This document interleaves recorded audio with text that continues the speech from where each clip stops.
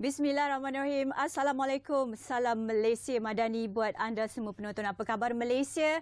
Dan hari ini teruskan kesetiaan anda bersama dengan kami selama 1 jam di program Apa Khabar Malaysia, kerana kami akan membincangkan dengan lebih detail dengan sesuatu topik yang hangat diperkatakan berkenaan tentang RMK yang ke-12. Jadi pagi ini saya bangun, nampaknya cuaca ataupun trafik begitu lancar hendaknya. Jadi saya juga mendoakan kepada anda semua supaya apa yang anda lakukan hari ini berjalan dengan lancar dan semuanya mengikut tertib. Tetapi biasalah di pagi-pagi ini kalau anda nak mulakan hari anda dengan niat-niat yang baik, insya-Allah semuanya akan bermula dengan baik. Pastinya hari ini saya bukan keseorangan.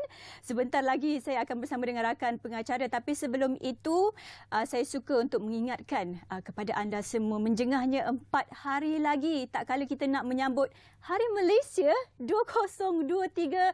Dan tahun ini, Hari Malaysia 2023 secara rasminya akan disambut di Kuching, Sarawak. Jadi untuk menggelorakan semangat anda untuk sambutan Hari Malaysia 2023 ini, jangan lupa untuk kibarkan jalur gemilang. Kat sini tak ada, tapi lepas ni mungkin kita akan letakkan jalur gemilang. Jadi itu penting untuk anda, orang kata apa, dah bergelora perasaan cintakan Malaysia ini. Tapi lepas ini kita perlukan gelora lagi untuk semangat cintai Malaysia, yang pastinya tahun ini sambutan akan diadakan di Kuching, Sarawak. Okey, baiklah, seperti biasa untuk kita di Apa Khabar Malaysia di blog-blog awal ini, suka untuk kita kongsikan bersama dengan anda petikan dari portal bernama.com. Okey, dan hari ini pastinya juga tidak lari dengan orang kata apa topik yang begitu panas, iaitu rancangan Malaysia ke-12. Dan petikan ini kita bawakan daripada portal bernama.com. Dan seperti Salihah katakan kepada anda semua, sekarang kita kongsikan bersama dengan anda, tapi jangan lupa untuk anda tengok banyak lagi berita yang kami kongsikan di portal bernama.com. Dan kali ini berkenaan juga dengan RMK yang ke-12, berkenaan tentang 5 bandar pintar menjelang 2025.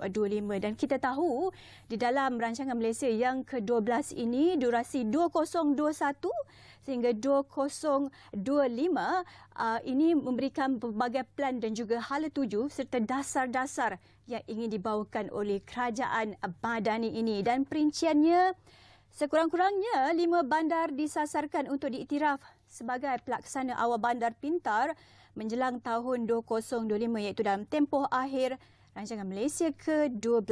Menurut laporan kajian separuh penggal RMK ke-12 KSP yang dikeluarkan Kementerian Ekonomi hari ini, usaha akan diambil untuk mempercepatkan penarafan bandar pintar berdasarkan piawaian bandar dan komuniti yang mampan indikator bandar pintar MS ISO 3712-2019. Dan tambahannya lagi, usaha tersebut membolehkan pihak berkuasa tempatan untuk meningkatkan penyampaian perkhidmatan dan menarik lebih banyak lagi pelaporan. Dan menurut KSP, sehubungan itu perancangan menggunakan tanah dalam rancangan struktur negeri dan rancangan tempatan akan diajarkan untuk PISMA bagi menambah baik sistem pemaritan dan juga di kawasan bandar. Sementara itu, di antara perinciannya lagi, 5 bandar pintar ini saya kira bukan sahaja dapat menjadikan bandar-bandar tersebut memberikan manfaat dan juga ekonomi yang lebih banyak di dalam kawasan orang kata bandar-bandar pintar ini. Pertamanya mungkin ia akan mewujudkan lebih banyak peluang pekerjaan, dan keduanya pastinya menambahkan taraf ekonomi dan pastinya membawakan lebih banyak digitalisasi kepada bandar-bandar yang berkenaan, yang pastinya semuanya ini berkaitan juga sasaran yang ingin dicapai dalam RMK ke-12. Jadi anda tahu apa atau tidak perincian yang selebihnya berkenaan tentang dasar-dasar dan juga hala tuju RMK ke-12?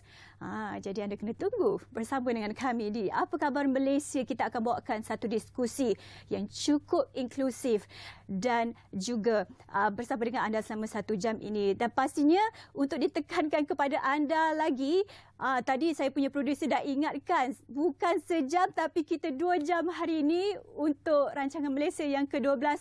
Teruskan kesetiaan anda bersama dengan kami. Baiklah, kita nak berkongsi lagi petikan-petikan di portal bernama.com dan seterusnya berkenaan tentang Pusat kegiatan perpaduan yang dinaik taraf untuk rancangan aktiviti kemasyarakatan. Dan anda tahu bahawa ekonomi madani ataupun kerajaan madani menekankan 3 teras utama iaitu manpan, perpaduan dan juga meningkatkan taraf ekonomi. Jadi pastinya perpaduan yang ingin dicapai ini selaras dan sejajar yang disebutkan oleh kerajaan madani. Okey, di antara perinciannya, pusat kegiatan perpaduan di seluruh negara akan dinaik taraf bagi merancangkan lagi kegiatan perpaduan dan kemasyarakatan dalam komuniti, kata Perdana Menteri kita yang tersayang iaitu Datuk Seri Anwar Ibrahim.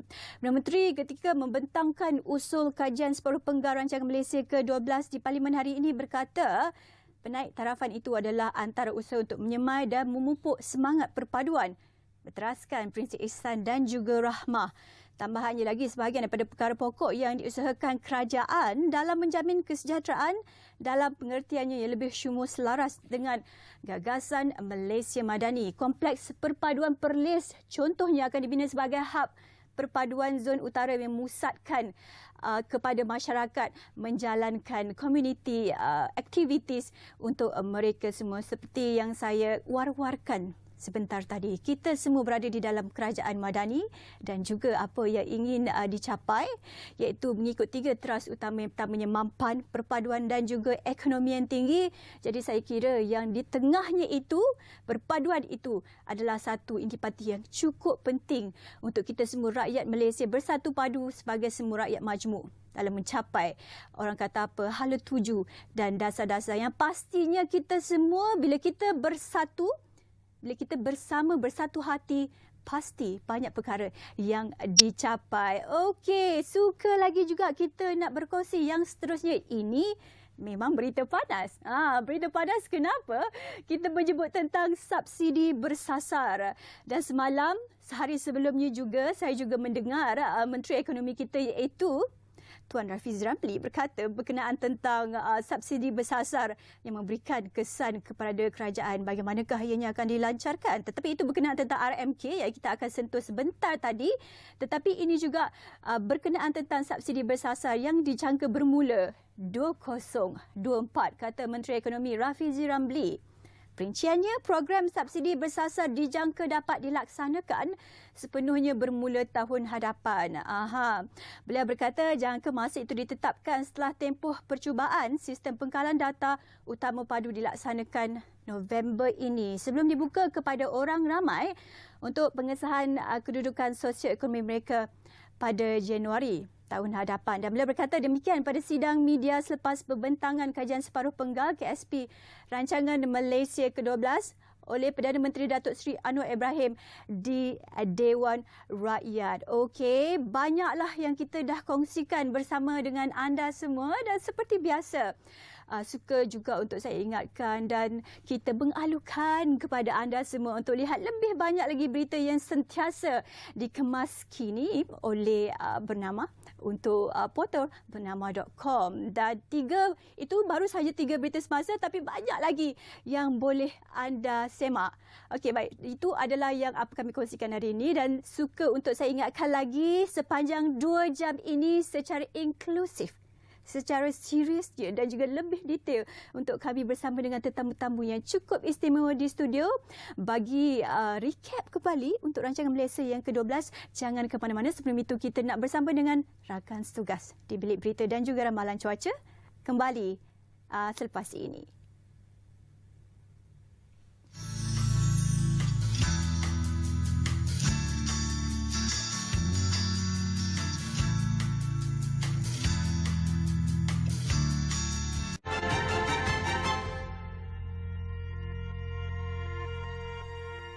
Kembali bersama dengan kami secara eksklusif di Bernama TV. Jika anda ingin melihat kami, kita berada di channel ataupun saluran 502 dan hari ini kita akan kepada sesuatu yang cukup penting dan cukup hangat diperkatakan adalah rancangan Malaysia ke-12, 17 anjakan radikal. Dan seperti biasa, semalam yang kita tahu Perdana Menteri Datuk Seri Anwar Ibrahim telah membentangkan usul rancangan Malaysia yang ke-12 dengan 3 teras utama yang telah telah diberitahu dan juga yang paling penting 17 anjakan radikal yang bakal kita bincangkan bersama tetamu yang cukup istimewa di studio. Dan dalam 17 anjakan ini ataupun 17 anjakan dasar yang diberitahu, dan apabila kita menggabungkan dengan 32 dasar dan juga hala 7 yang dimulakan sebelumnya itu, berbaki 2,5 tahun lagi. Jadi hari ini bersama dengan tetamu kita ingin menganalisis dan mendapatkan juga lebih maklumat yang terperinci berkenaan tentang 7 anjakan radikal ini. Jadi tanpa membuang masa, suka untuk saya untuk memperkenalkan ke studio dengan tetamu yang bukan calang-calang lagi, orang-orang yang sudah biasa memberikan pendapat dan juga bersama dengan kita di program-program sebelumnya di Bernama TV, dan bersama dengan saya di hujung sana iaitu di sini ialah Datuk Dr. A.T. Kumararaja, iaitu penganalisis sosioekonomi. Selamat datang saya ucapkan. Dan di sebelah ini iaitu Dr. Mutazar Mansur, Pensyarakanan Pusat Kajian Pembangunan Inklusif dan Lestari Universiti Kebangsaan Malaysia. Assalamualaikum, selamat pagi. Waalaikumsalam. Hari ini berseri-seri dua-dua orang wajahnya.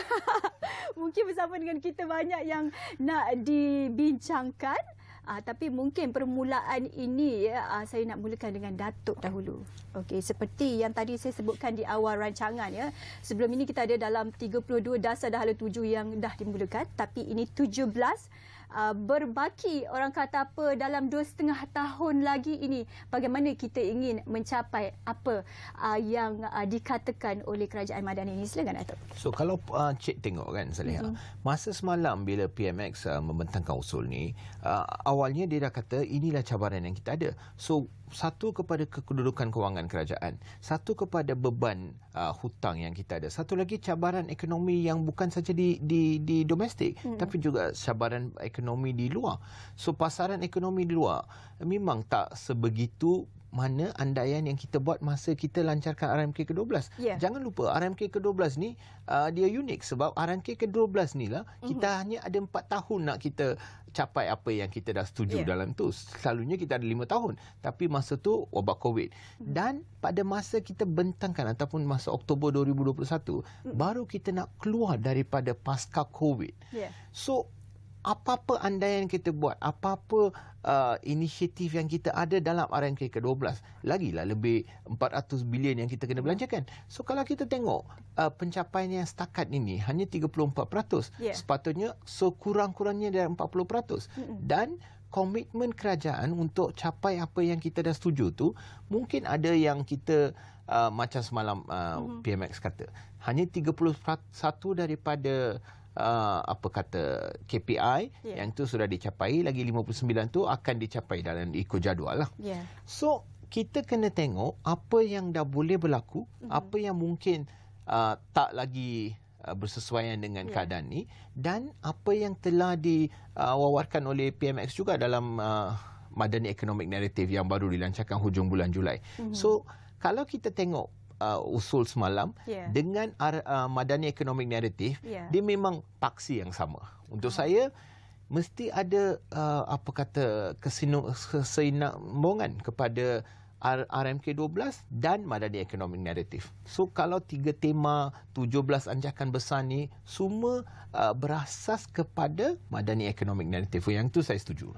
Jadi maksudnya kajian separuh penggar ke-12 ini benar-benar menyokong ketiga paksi utama Kerajaan Madani. Realignment kepada Madani Economic Narrative. Baik, okey. Mungkin berbalik kepada Doktor pula ya. Kita ingin mengetahui berkenaan tentang ini adalah kajian separuh penggar RMK ke-12. Jadi bagaimana juga dibandingkan dengan sebelumnya? Mungkin komen Doktor sendiri. Okey, terima kasih kepada Bernama dan juga saudari Saleha. Saya pun baru berkenalan dengan Datuk. Pengenalan di set ni ya. Ya, betul. Okey, jadi dari pendapat Commission, dan juga adalah beberapa kajian yang saya buat dengan agensi kerajaan. Kalau kita lihat bagaimanakah RMK ini, saya cuma cerita mudahlah. Rakyat ni kadang-kadang dia akan tanya, apa ni RMK 12, apa ni RMK 11 dan sebagainya.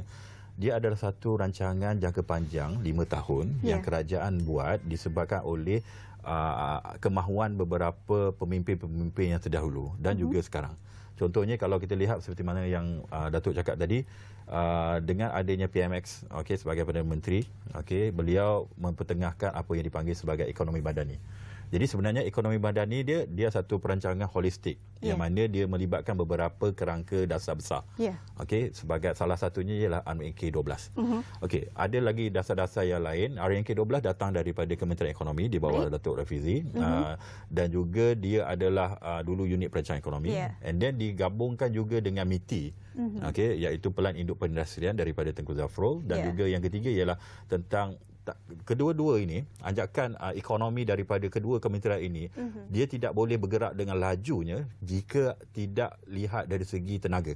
Jadi tenaga boleh perbarui ini adalah sangat penting. Dengan keadaan ekonominya, kita tahu geopolitik yang tidak stabil, Ukraine dan Rusia masih lagi berperang, dan adanya pemanasan global, bencana di sana sini, cuaca yang panas, jadi banjir dan sebagainya. Ini menyebabkan mereka cuba beralih daripada tenaga yang kita guna selama ini, petroleum, kita tukar untuk tenaga yang boleh perbarui. Contohnya dekat Eropah kita tahu mereka telah bekerjasama antara negara untuk memasang tenaga berdasarkan pada kincir angin, dan juga negara-negara seperti China dah lama dia kenakan cukai yang tinggi kepada industri yang menggunakan petroleum berbanding dengan solar. Sebab solar kita tahu Malaysia kalau kita nak buat adalah sangat-sangat sesuai sebab cuaca kita memang mempunyai sumber tenaga yang sesuai. Jadi apa yang saya ingin lihat di sini ialah RMK adalah salah satu pelan yang mana semua agensi kerajaan termasuk kementerian-kementerian mereka akan bersatu dan melihat apakah buku dan panduan yang mereka perlu tuju dan KPI bertuju.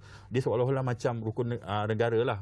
Kita kena tahu apa hala tuju kita kalau kita sebagai penduduk di negara kita, di Malaysia. Begitu juga kementerian, dia akan tengok yang mana satu yang dikenakan kat dia.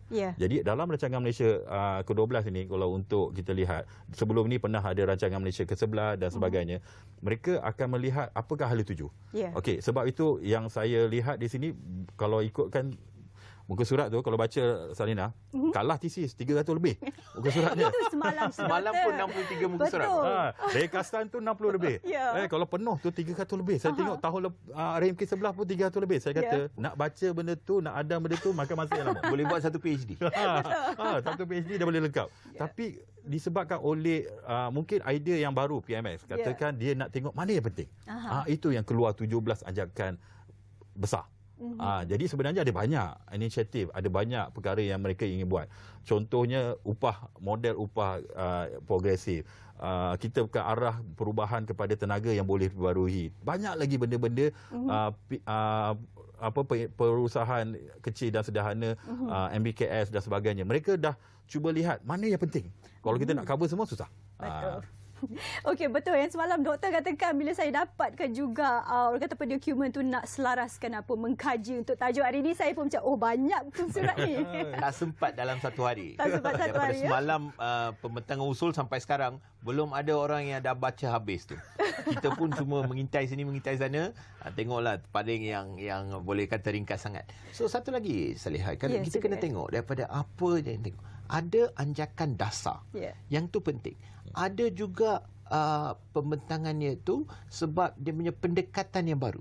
Ataupun dia punya kaedah pelancaran tu, kaedah perincian program tu mungkin dah berubah. So itulah perubahan yang kita tengok dalam pembentangan semalam. Anjakan dasar, kaedah yang lebih mantap, dan perincian ataupun pelancaran program tu yang mengambil pendekatan yang baru. Itu yang paling penting. Sebab kalau tidak, mungkin kita dah cuba dalam satu sistem. Saya katakan inisiatif pendapatan rakyat. So dah banyak kali lah PMX dah katakan perkataan menoktakan miskin tegak. So menoktakan miskin tegak sekarang dah dekat 9 bulan lebih. Kalau dalam 9 bulan lebih, apa yang baru-baru saya baca ni dah dekat 65%. Saya boleh katakan 2/3 kita dah capai KPI yang sepatutnya. Dalam sebelum tahun 2023, dia dah bersetuju dan dia kata itulah dia punya promise. Dan dia akan deliver, akan ada 150,000 ketua isi rumah yang miskin tegak ni, takkan ada di Malaysia ni. So yang tu kita kena sokong. Ya. Mungkin pendekatan tu kita kena ubah, itu saja. Tapi asalkan KPI tu dicapai. Ya, banyak pendekatan yang saya kira sebagai satu perkara yang ingin dicapai dalam pelan dan juga dasar-dasar hala tuju rangka orang kata perkajian yang dijalankan ini. Tetapi yang pastinya kita juga nak bertanya kepada doktor, mungkin apakah penyelesaian ataupun solusi yang dianggap luar kotak atau luar biasa yang belum dilaksanakan sebelum ini tetapi dilaksanakan untuk RMK ini? Okey, terima kasih pada Salihah sekali lagi. Sebab kalau kita lihat saya seronok bila dengar RMK ini, kita lihat lebih memperkasakan rakyat itu sendiri. Okey, sebelum itu dia tulis kat situ dia akan cuba apa dipanggil meningkatkan dari segi penyampaian supaya mampan, memperkukuhkan kemampanan, and then seterusnya masyarakat sejahtera dan seterusnya negara yang berpendapatan tinggi. Okey. Kalau kita nak lihat sesuatu negara itu mempunyai pendapatan yang tinggi tanpa melihat kepada rakyat yang sejahtera, saya rasa kita akan menyebabkan orang miskin semakin miskin ataupun orang yang pendapatan rendah semakin terasa dan sebagainya. Namun begitu, kita dalam ekonomi ni, kalau kita lihat kenapa kita buat kajian ekonomi, sebab kita mempunyai sumber yang terhad. Okey, for sure. Okey, negara kita dah beberapa tahun kita telah mengamalkan dasar belanjawan yang defisit. Yang mana kita akan berbelanja lebih daripada hasil yang kita dapat. Jadi oleh kerana itu kita terpaksa hutang. Bila hutang makin lama makin meningkat, jadi oleh itu kita mempunyai kekangan dari segi bajet. Jadi oleh itu di situlah kerajaan telah mula merancang supaya untuk merealisasikan subsidi. Okey, jadi kita nak lihat orang yang betul-betul layak untuk dapat subsidi, dia akan buat kerja dan sebagainya. Seperti contohlah saya baru ni saya buat kajian tentang nelayan. Okey, adakah subsidi nelayan untuk petrol dan diesel itu memang layak kepada orang yang tertentu? Ya, memang mereka perlukan. Contoh zon A perlukan, zon B pun perlukan. Dan kalau kita tidak, macam contohlah tiba-tiba kita mengubah dasar, kita bimbang bila ada sesuatu zon itu tidak diberikan subsidi. Contohnya mereka tiba-tiba mereka tak nak pergi turun ke laut. Pernah berlaku sekarang. Adakah pernah berlaku itu? Ya, pernah berlaku itu? Sekarang sebab kajian telah membuktikan benda itu berlaku. Tetapi akhirnya bila mereka, jenis ikan itu tidak ada, so what happen? Secara demand and supply-nya kita tahu, supply-nya dah kurang, for sure demand masih lagi ada, harga ikan itu akan naik. Jadi di situ akan ada kita panggil sebagai kajian turun ke padang. Jadi apa yang kita perlu buat di sini ialah segala dasar-dasar yang termasuk 17 anjakan besar itu, kita kena pastikan benda itu deliver. Dasar memang banyak. Canggih Malaysia ni, macam-macam dasar kita ada. Tetapi kita sampai dah lupa kita punya akronim tu. Akronim tu sampai sekarang dah tak boleh ingat. Betul. Jadi dahlah setiap tukar Perdana Menteri dia punya bawaan dia pun berbeza-beza. Dulu keluarga Malaysia dan sebelum itu satu Malaysia dan sebagainya. Jadi kalau apa yang saya nampak di sini ialah dasar kita teruskan apa yang kita ada, tapi pastikan benda itu berjaya, mencapai KPI, rakyat terasa apa yang mereka rasa dan turun ke padang selalu. Dan kalau boleh, saya pernah ada cerita dalam, saya ingat, saya rasa bernama kot, buat benda yang baik, teruskan. Benteras rasuah kita teruskan, turun ke padang. Kalau kita lihat ada satu beberapa negeri ni, dia punya sultan dia suka turun ke bawah pergi Kembara dan sebagainya. Alhamdulillah, yang Bertuan Agong selepas saya cakap tu dia pun kebetulan dia pergi ke Sarawak. Yes, di Kembara kenali Borneo itu. Kembara Borneo dekat Sibu hari ni. Sibu hari ni. Jadi sebenarnya yang di Bertuan Agong, pemimpin-pemimpin atas dia akan nampak, oh masalah ni. Jadi bila mereka turun padang, okey, saya faham. Kalau menteri, timbalan menteri sibuk dengan mesyuarat dan sebagainya, sebenarnya tak perlu mereka turun. Mereka boleh bagi, contohlah bagi pada pendidik-pendidik universiti ataupun bukan universiti, turun ke padang untuk jadi wakil kepada rakyat supaya rakyat memberitahu apa masalah mereka. Dan pemikir-pemikir ini akan berikan idea. Macam contoh Datuk dulu sebagai seorang pengamal perubatan, tetapi sekarang dia dah jadi businessman dan sebagainya. Saya rasa banyak idea yang kita boleh dengar daripada orang-orang bawah ini, apa yang masalah yang berlaku. Saya rasa kalau menteri nak tengok semua memang tak sempat. Tapi banyak idea. Okey, contoh, saya bagi contoh. Semalam saya baru ada satu sesi ini. Selain daripada menu rahmah, kita buat van bergerak untuk jualan rahmah. Sampai ke rakyat. Rakyat memang kata tak ada beras, tak ada minyak. Jadi tiba-tiba ada depan mata dekat beberapa kilometer, and then ada beras murah, minyak murah tanpa orang tengah. Jadi bantuan daripada syarikat swasta untuk support tentang itu, why not? Kita bantu mereka. Jadi sebenarnya mereka tak naklah nak mewah sangat. Mereka nak untuk teruskan hidup. Jadi keperluan-keperluan mereka ini perlu dijagalah. Dan pendapatan of course lah kita cuba naikkan. Saya suka tadi disebutkan apa yang doktor katakan sebelum ni, kita keluarga Malaysia. Sekarang keluarga Madani, Malaysia Madani, pasti banyak orang kata apa, aspirasi yang cukup berbeza bakal dibawakan. Yang pastinya untuk kajian separuh penggal rancangan Malaysia yang ke-12 ini, rancangan eksklusif ini, kita akan banyak lagi perbincangan. Terus setia bersama dengan kami. Kita nak berehat sebentar, kembali selepas ini.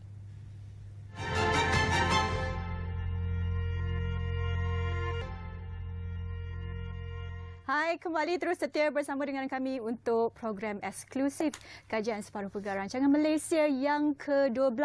Tadi kita dah rancak dan hangat berbual dan berbincang berkenaan tentang beberapa detail dan juga analisis yang dilakukan oleh dua tetamu yang cukup istimewa kita hari ini.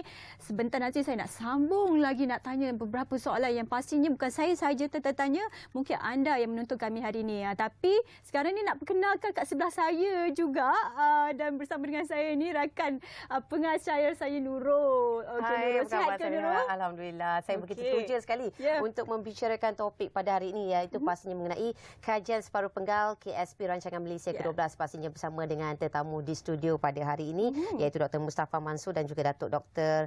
A.T. Kumararaja. Okey, sesuatu topik yang menarik dan pastinya kita nak berkongsi mengenai gaji minimum.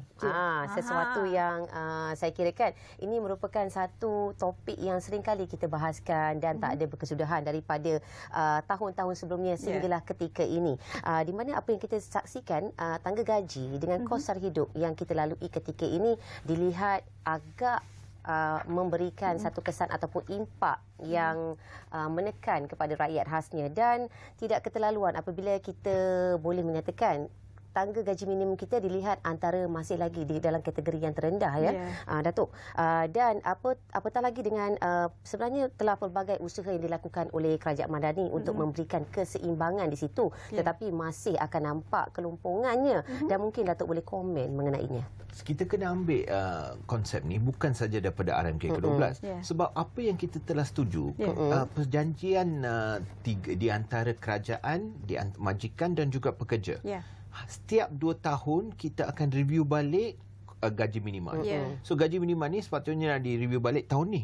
So tahun lalu kita dah anjakkan kepada 1,500, tapi yang kita bagilah kelonggaran kepada mikro. Dulu kita bagi kelonggaran kepada PMKS, lepas tu kita sekarang bagi kelonggaran kepada mikro. Tapi sampai bila kita nak bagi kelonggaran ni, sebab itu yang mungkin YB Rafizi Ramli dengan YB Syokumar ni semua nak tukar hala tuju kita kepada progressive wage model. So progressive wage model ni bergantung kepada productivity. Dan progressive wage model, apa yang kita ada sekarang ni mungkin tak boleh kata sama dalam acuan yang ada dalam serantau. Sebab kalau kita pakai even the minimum wage, kalau kita compare kepada Indonesia, minimum wage kita lebih kurang daripada Indonesia, lebih kurang daripada Thailand. So kita kena ada anjakan kepada minimum. Kalau kita tak ada wang di dalam tangan rakyat yang tengah kerja ni, mana kita nak bercakap tentang yang berbilion yang datang kepada program-program yang besar. So macam mana pun kita kena meningkatkan pendapatan rakyat dengan meningkatkan minimum wage. So minimum wage kita pakailah program, saya katakan program progressive wage model. Tapi progressive wage model ada tak dia mandatory ataupun dia hanya sebagai voluntary. Boleh kata mungkin pada awalnya kita voluntary, tapi kalau kita tak jadikan dia mandatory kepada sektor-sektor di mana banyak pekerja. Kalau kita tengok mikro saja, ada PMKS, 7 juta daripada 15 juta pekerja yang kita ada di negara kita ni di bawah PMKS. So kalau kita bagi kelonggaran kepada PMKS, 50% daripada ini tak masuk dalam strategi progressive wage model. So kita kenalah ada perincian kepada dasar di mana impak yang paling tinggi dapat kita tengok. Masih lagi bercakap tentang gaji yang progresif untuk mencapai apa yang tadi Datuk katakan. Kita berbalik kepada doktor kembali. Ada juga graduan dan juga para pekerja yang mendapatkan kerja tetapi tidak diberikan gaji yang kompetitif. Ini kita tahulah banyak yang diperkatakan sekarang dah dapat pekerjaan tapi tidak diberikan gaji yang sepatutnya. Jadi mungkin bagaimana dari sudut pandang kita memberitahu kepada pemain industri ataupun kepada mereka yang majikan terutamanya, bagaimana untuk kita melatih mereka atau memberikan satu pandangan baru bahawa ini perlu diperbaiki dan ditambah baik. Okey, terima kasih Salina dan juga Nurul. Okey, kalau kita lihat inilah masanya model upah progresif untuk melengkapkan apa yang kita ada upah minimum. Okey, sebenarnya isu yang tadi saya nak cerita, tapi sebelum saya bercerita yang itu, kita lihat dari segi dasar upah minimum dulu.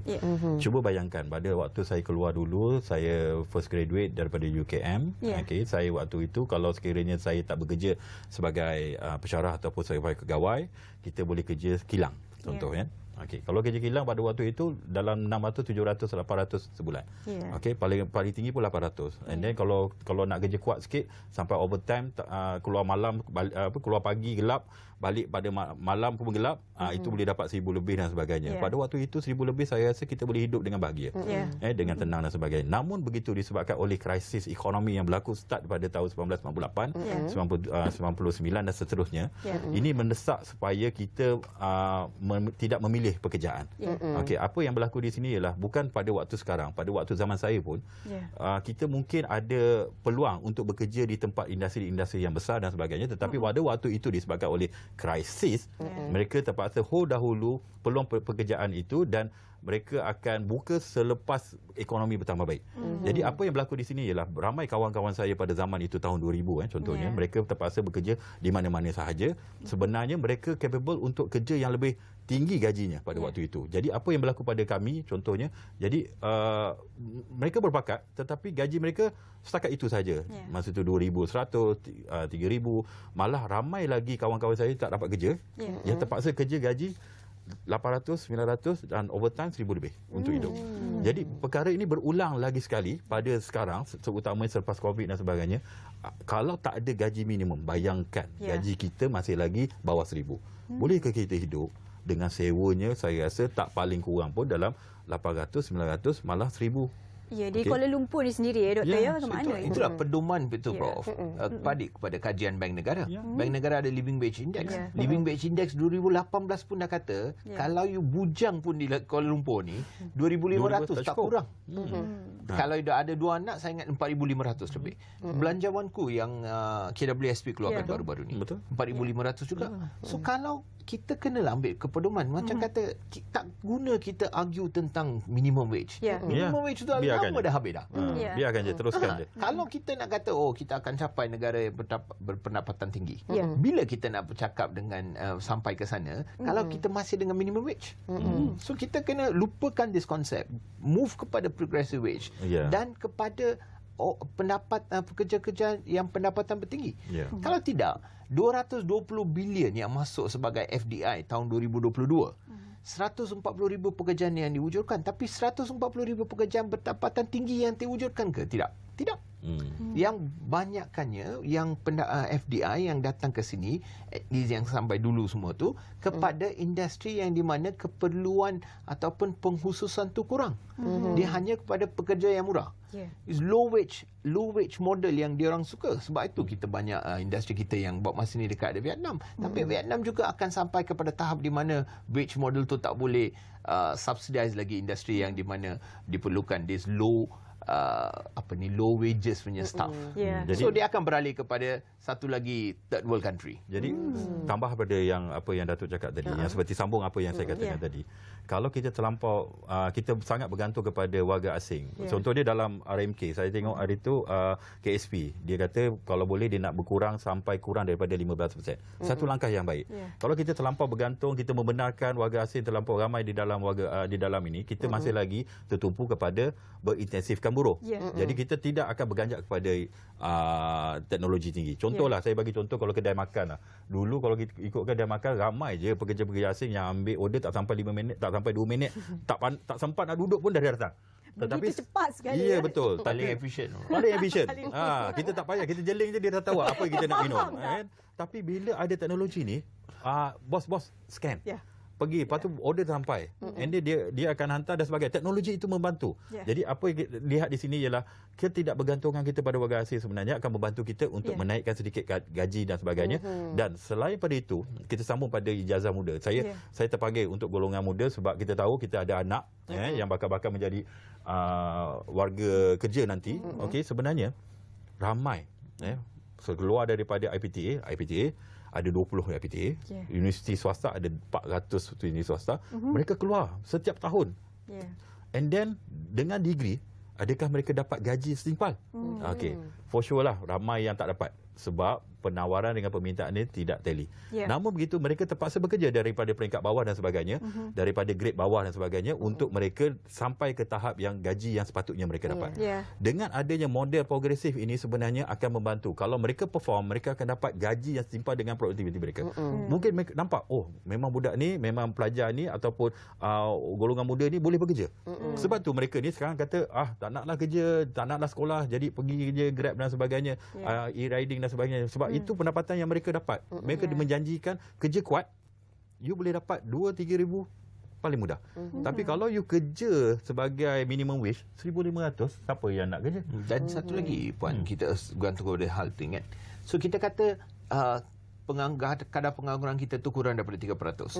Tapi kadar pengangguran kurang daripada 3%. Tapi apa yang kita kena tengok, ada tak underemployment? 60% daripada yang telah ada kerja ni, macam Prof kata, dia ada ijazah tapi dia kerja sebagai Grab driver. Right? So tak setimpal dengan dia punya pengkhususan. So underemployment memang satu isu yang kita belum ada apa-apa persetujuan atau penyelesaian. Dalam RMK ke-12 ni pun buat masa ni saya belum tengok sebab dia bercakap tentang pekerjaan baru. Tapi apa yang akan berlaku kepada 60% yang underemployed, yang yang ada ijazah, yang buat masa ni hanya buat bawa Grab? Mungkin boleh tambah sikit. Saya berminat dengan apa langkah yang pernah dibuat oleh kerajaan terdahulu, contohnya MyBrain. MyBrain is one program yang kita bagi pada pelajar ni. Mungkin mereka ni boleh nak belajar sampai ke PhD, master dan sebagainya. Sebenarnya mereka ada keinginan untuk belajar. MyBrain ni sebenarnya besarkan lagi. Saya terus terang cakap, adik-adik saya, keluarga-keluarga saya, keluarga-keluarga mungkin yang lain sebagainya, kita ada orang yang dah bekerja tetapi dengan education yang dia dapat dahulu tidak dapat kerja. Lepas tu dia kata, saya nak ambil subjek ni lah sebab saya rasa, contoh Datuk bahagian IT hospital contoh. Saya nak kerja bahagian ni sebab ada peluang dan sebagainya. Contohlah, macam mana dia nak sambung belajar kalau sekiranya kos hidup mereka pada waktu itu pun tidak cukup untuk menampung. Kalau dengan adanya bantuan kepada mereka yang betul-betul layak, MyBrain contohnya, mereka nak sambung belajar tapi secara part time. And then selepas dia graduate, diorang dah ada satu lagi sertifikat yang mereka melayakkan mereka kerja di yang ada permintaan dalam pasaran. Why not? Kita teruskan. Itu antara dasar-dasar yang saya rasa kita boleh buat selain daripada saya tengok dalam KSP TVET. TVET betul. TVET betul. Memang kita perlukan TVET untuk lagi negara maju. 12 bilion. Tapi di angka 12 bilion ni besar itu bukan besar. Tapi saya dah dengar daripada tahun 2021. Jangan kita lupa. Yang ni daripada masa awal RMK 12 ni dilancarkan bulan Oktober 2021, daripada masa itulah angka ni 12 juta. So 12 bilion. Semalam pun dalam pembentangan usul, PMX dah kata kita ada 43 MOU yang kita dah sign dan adalah anjakan dia. Sebab tu mungkin dia kata buat masa ni Timbalan Perdana Menteri yang menjadi ketua kluster kepada TVET, kepada negara kita ni. Cuma kita belum tengok impact. Yang untuk macam Prof kata tadi, TVET memang satu pengkhususan yang betul. Itulah trajectory yang kita bawa ekonomi kita. Tapi apa impact? Dan ini pun TVET kita dah bincang banyak kali. PMX pun dah kata dia keluar daripada TVET 1,200 dia punya gaji. So kita kena naikkan gaji kepada ni. Tapi bila kita suruh naikkan gaji kepada 1,500-1,900, cost of doing business akan naik. So bila cost of doing business naik tu, ada tak business model tu boleh menampung kenaikan gaji ni? So itu yang kita kena tengok balik, ada tak struktur ekonomi kita ni bersesuaian dengan gaji yang kita nak naikkan ni. Kita tak boleh suruh semua orang you naikkan gaji. Memang dia tak boleh buat bisnes. Dia boleh buat tutup kedai. Tapi saya nak tambah sikit. TVET ni saya bincang, kebetulan kita bincang TVET. Okey, setiap kementerian ada TVET dia masing-masing. Okey, cuba bayangkan masing-masing ada TVET masing-masing, KPI masing-masing. Kalau mereka tak bersama, macam mana kita nak mencapai objektif yang bagus? Okey, saya bagi contoh mudah lah. Kita ada beberapa, anak saya pun belajar TVET. Kemudahan yang mereka sediakan di TVET itu sendiri pun ada keterbelakang. Cuba bayangkan, mereka belajar alat yang digunakan terbelakang, Ya. bila pergi intern dan bila bekerja, tak boleh buat. Jadi boleh tak penuhi apa yang Datuk kata tu? Nak bagi gaji tinggi, 2,000, 3,000, you tak boleh buat apa-apa. Pakai je lah gaji rendah. Masalahnya kat mana? Jadi saya rasa kita kena pastikan semua keperluan yang ada dalam TVET. TVET ni macam ni lah. TVET tu bagus, tetapi kita kena kerja keras supaya semua kena, betul, PMX bagus, tindakan dia nak memastikan semua. Nurul Izzah dulu pernah jadi jawatankuasa TVET. Sekarang Datuk Seri Zahid. Datuk Seri. Tapi 12 kementerian, Prof. Tadi kata banyak kan? betul. 12 kementerian di dalam TVET. Juara masing-masing. Dan tapi satu pendekatan yang bagus dalam semalam pun PMX dah berkata, Madani Economic Narrative dah berkata, dalam pembentangan bajet 2023 yang bulan Februari pun dah kata, di mana sektor swasta diminta menerajui kluster-kluster ni sebagai macam kata otomotif. Dia suruh DRB Highcom buat dengan Geely dekat Tanjung Malim. Dia dengan industri petrochemical, dia suruh Petronas mengambil alih. So kalau sektor swasta yang menerajui hal ni, apa yang Prof kata tadi, mungkin dia punya experience dan expertise tu yang zaman purba tu bolehlah kata anjak kepada alam baru ni. So this pendekatan ataupun kerjasama dengan sektor swasta, tak kira daripada sektor TVET ataupun mana-mana dasar yang semalam dibentangkan ni, mesti berlaku dengan sektor swasta. Kalau sektor swasta tak terlibat, kita tak boleh tengok pencapaian yang apa yang kita nak. Mereka buat. For sure mereka buat. Tetapi betul-betul kena buat. Bagi berjaya. Betul-betul bila keluar tu orang berebut. Bukannya kita nak mencari, lepas tu gaji 1,500 ataupun 2,000. So kita kenalah bagi insentif. So itu yang semalam pun saya tengok lusa hari Datuk Seri Tengku Safrul dah berkata, sektor EV. Sektor EV kalau bisnes model yang sekarang, lama dia punya ROI, 5 tahun, 6 tahun. So kita tak boleh tunggu masa tu. So mungkin kita kena bagi insentif kepada sektor EV. So saya rasa dalam semalam saya tak tengok, tapi saya rasa dalam bajet 2024 yang akan dibentangkan bulan Oktober ni, mesti ada banyak insentif kepada sektor EV. So kalau kita tak bagi, kerajaan tak bagi untuk di sektor-sektor yang berkembang macam ni, nanti anjakan ekonomi kita takkan berlaku lah. Sekarang pun kita dah, jangan lupa 21-22 ekonomi kita bergerak 5.9%. RMK 12 memerlukan 6%. Madani Economic Narrative memerlukan 6% for the next 10 years. Tahun ni separuh penggal pertama hanya 4.2%, bukan kata didukung oleh sektor swasta. So 4.2% saja. So jangan lupa setiap kali ketinggalan 1% tu kita kena catch up. Next year. Okey, boleh tak kita sambung pasal EV? Sambung sana, sambung sini kan. Sebab EV. Apa pun kita kena berhenti rehat seketika. Keadaan semakin panas kan. Kita akan kembali selepas ini, teruskan setia bersama kami. Kembali.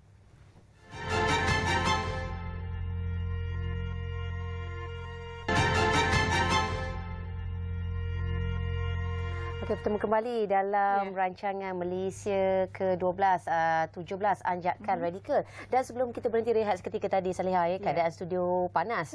Soalan bersambung. Dan tadi Dr. Mustafa sempat membicarakan mengenai teknologi EV. Dan mungkin Doktor boleh kongsikan semula mengenainya. Dan adakah sektor EV perlukan dasar yang jelas ketika ini untuk mengelakkan kita ketinggalan? Bagaimana pandangan Doktor? Okey, terima kasih pada Nurul.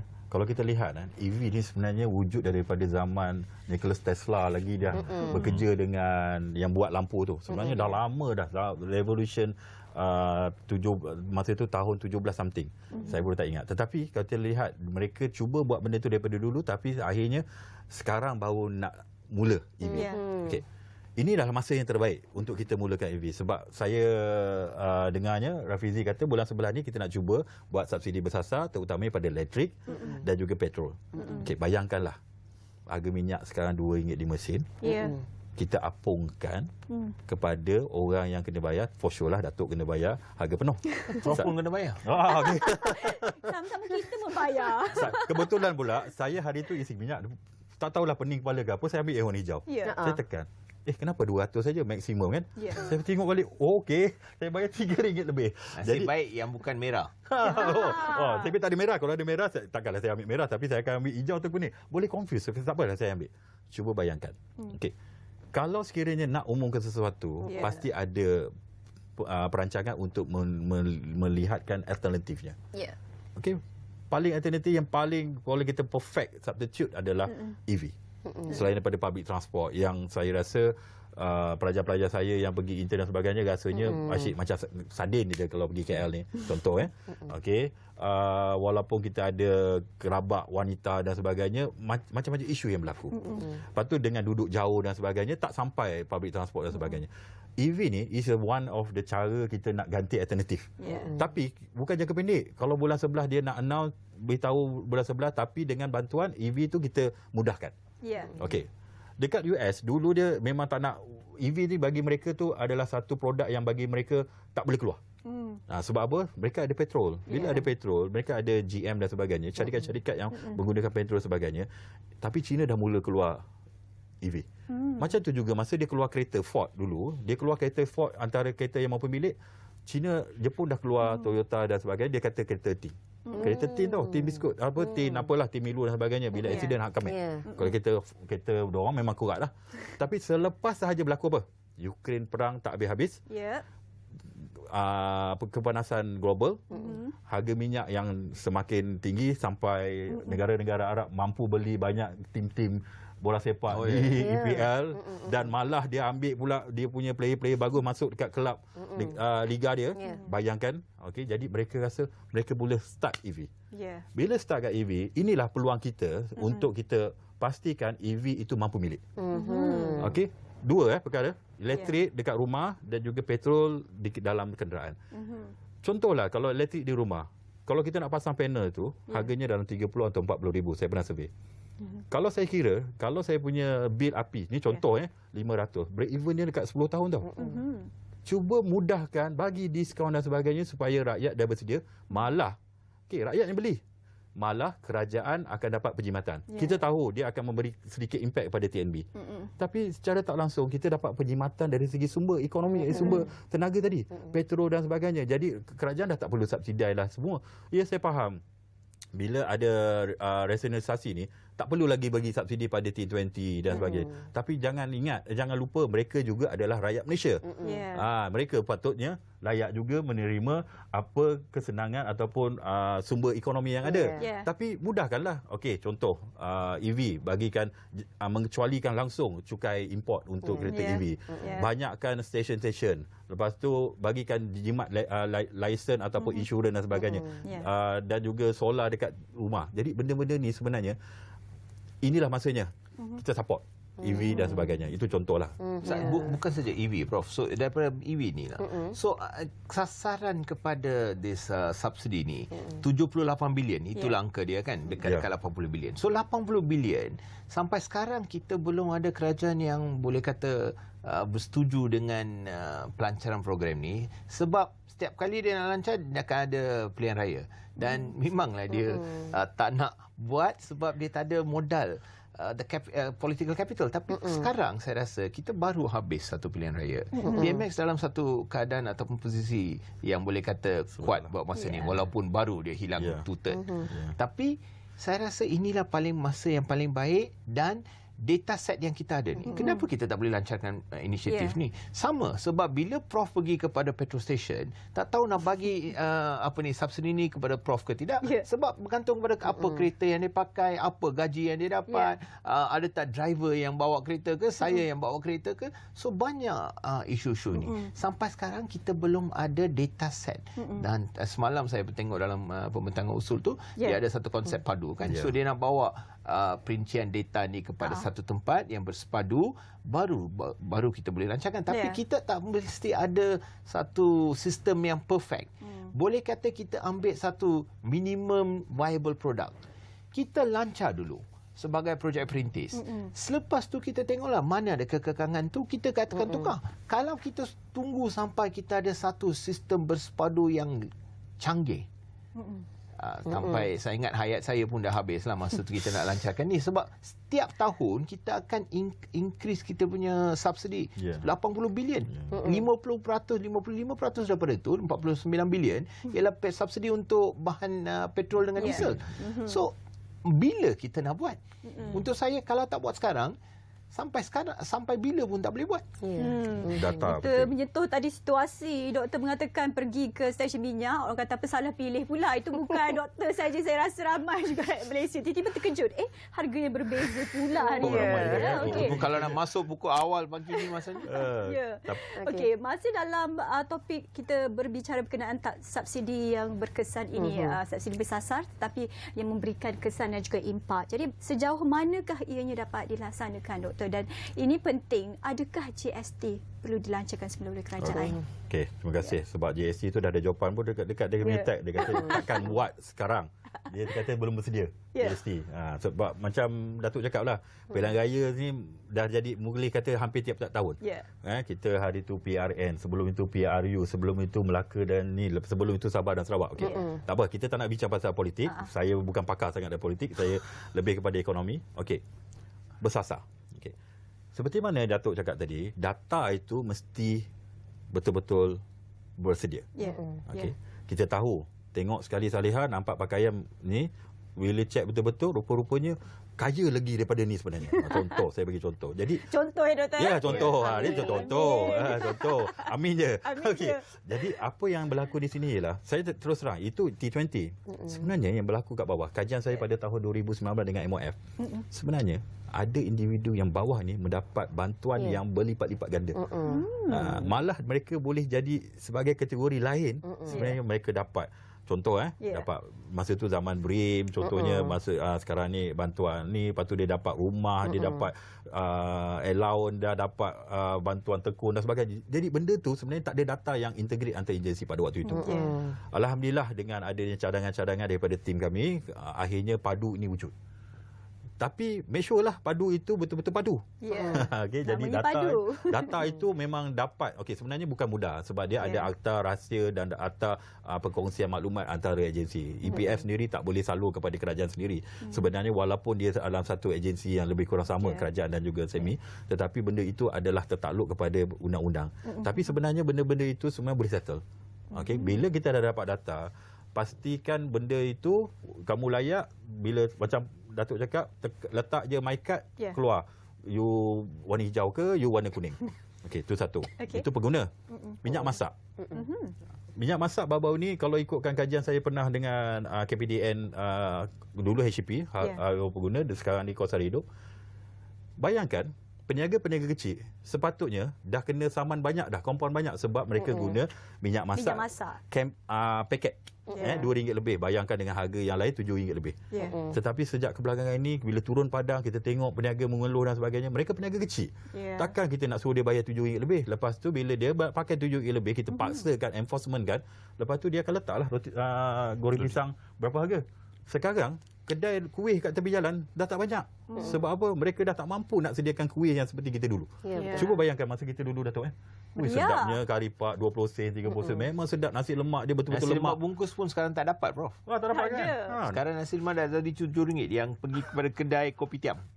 You nak nasi lemak bungkus tu jarang mana ada dekat kawasan KL ni. Nak daftar dekat Bernamal memang tak ada. Dekat Bernamal tak ada. Tak ada kan? Dekat Bernamal pun tak ada.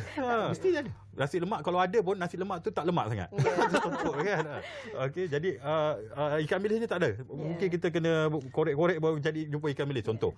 Jadi itu yang peniaga. Okey, lepas tu ada subsidi yang kepada pertanian, subsidi kepada nelayan, subsidi kepada penoreh getah. Mereka ni adalah golongan-golongan rentan yang mereka bekerja hari-hari, tak bekerja tak dapat duit.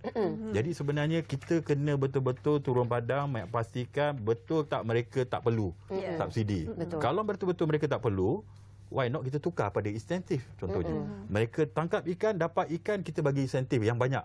Baru mereka kerja. Ini tidak bagi, ini contoh bukan tidak lah. Ini bagi pada mereka petrol RM1.65, lepas tu pergi ke laut. Dia pergi laut, tak laut kita tak tahu.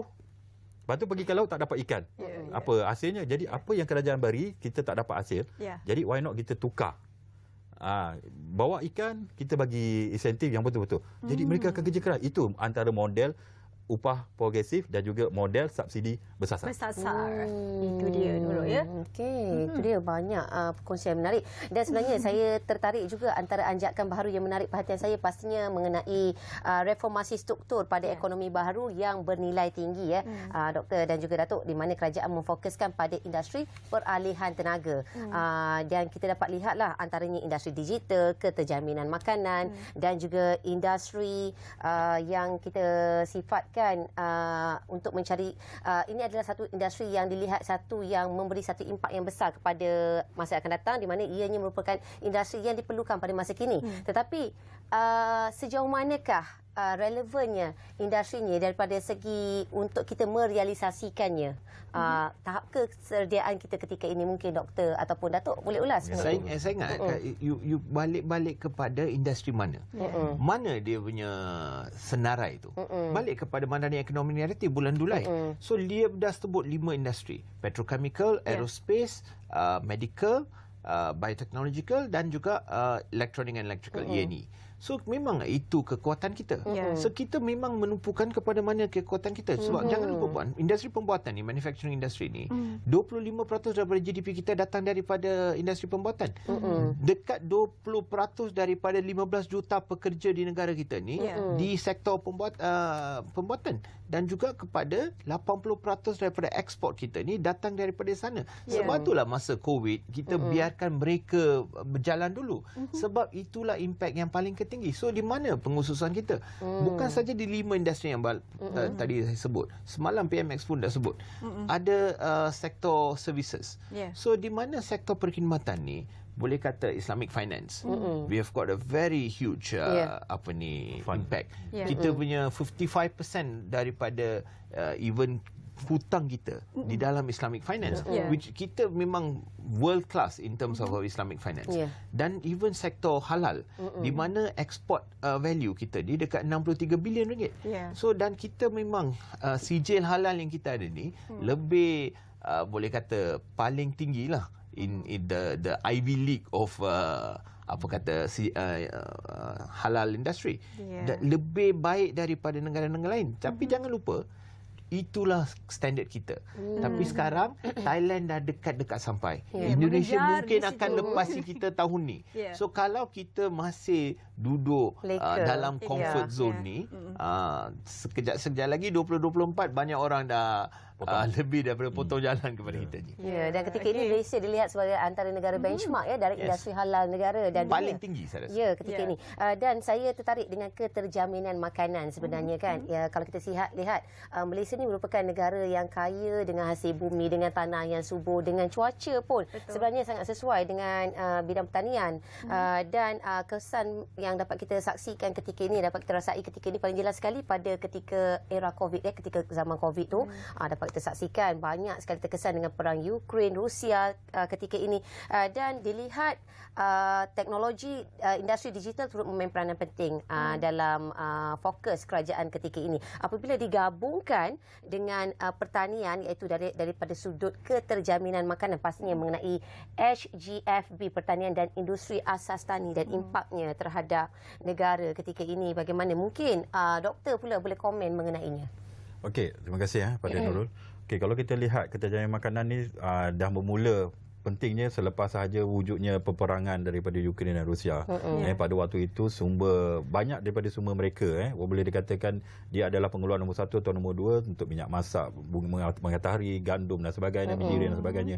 Jadi itu adalah sumber-sumber yang kita juga terkesan bila ada shortage daripada sumber-sumber tersebut, akhirnya tepung naik dan sebagainya. Okey, Malaysia, kita bukan macam negara jiran kita, yang mana tanahnya terhad. Sebenarnya kita banyak lagi yang kita boleh terokai. Kajian saya pada waktu saya buat dengan MOF dan juga Fama hari itu, kita banyak tanah terbiar yang kita masih lagi boleh kita optimumkan. Jadi apa yang dibuat di sini ialah tanah terbiar tu sebenarnya kita bukan senang nak kita usahakan. Sebab kita tak tahu, mungkin sebagai contoh, saya ada satu pengalaman di mana saya pernah sewa di satu tanah itu, tapi bila tuan tanah itu adalah isteri dan suami, okey, and then dia tak ada anak, and then so what happen tu tanah tu akan terbiar. Dengan rumah banglo yang besar dan sebagainya. Sebenarnya kawasan itu adalah kawasan yang sangat strategik yang boleh dibangunkan dan sebagainya. Okey. Bila ada teknologi seperti mana yang seperti Nurul cakap tadi, okey, dengan AI dan sebagainya, negara-negara lain sebenarnya dah ke depan. Mereka pun ada AI. Saya terus terang cakap, bila dia tengok lembu tu, dia tahu lembu tu sakit macam mana, nak makan berapa. Jadi dia boleh identify setiap lembu ataupun binatang yang ada dalam ternakan mereka untuk tahu. Dia orang dapat that information and then dia orang dah bagi sebagai sumber yang cukup. Okey, Malaysia tak ke arah itu lagi. Okey, jadi Malaysia baru sibuk dengan drone untuk bagi baja dan sebagainya. Itu pun dah cukup hebat. Tapi kat negara-negara yang dah memang membangun tentang industri pertanian ini sebenarnya dah kejauh meninggalkan kita.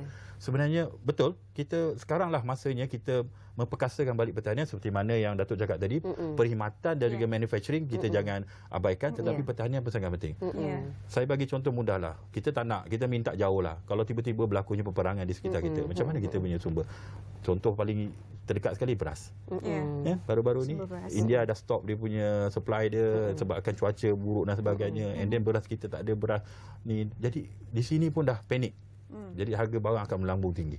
Jadi di sinilah kerajaan Mak Sabu, okey, dia kena bekerjasama dengan lain-lain kementerian supaya pastikan bahawa pertanian ataupun sekuriti makanan terbela, terjaga dengan teknologi yang ada. Malah memberikan sedikit, yalah sekarang dah banyak dah sumber-sumber graduate kita yang bekerja dalam pertanian. Tetapi banyakkan supaya mereka dapat berjaya. Bukan hanya separuh jalan, hanya untuk pasaran di dalamnya. Contohlah pelajar saya semalam, saya from China. Saya tanya dia, durian berapa, you seronok di sini apa? Makan durian. Favorite saya juga tu. Malaysia tak apalah, ini China ni. Malaysia kalau kita tak apa. Kita memang seronok sebab bayangkan, saya tanya dia kat sana berapa? RM200 setengah kilo. Okey. Patutlah di Malaysia dah jual harga tinggi.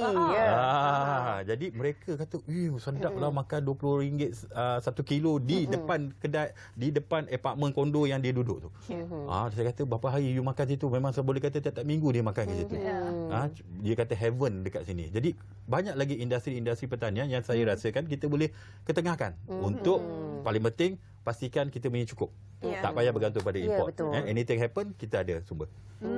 Jadi kita menyebut, orang kata tak kala menyebut digital, AI approach dan sebagainya. Memang negara-negara lain ini sudah maju ke hadapan. Kita sebenarnya masih lagi panjang perjalanan kita. Tapi seperti yang selalu kita war-warkan, tak ada benda yang mustahil. Yang pastinya kita perlu bersatu hati, move on dan cari approach yang terbaik. Masih lagi nak bercakap tentang digitalisasi ni, kita balik kepada Datuk.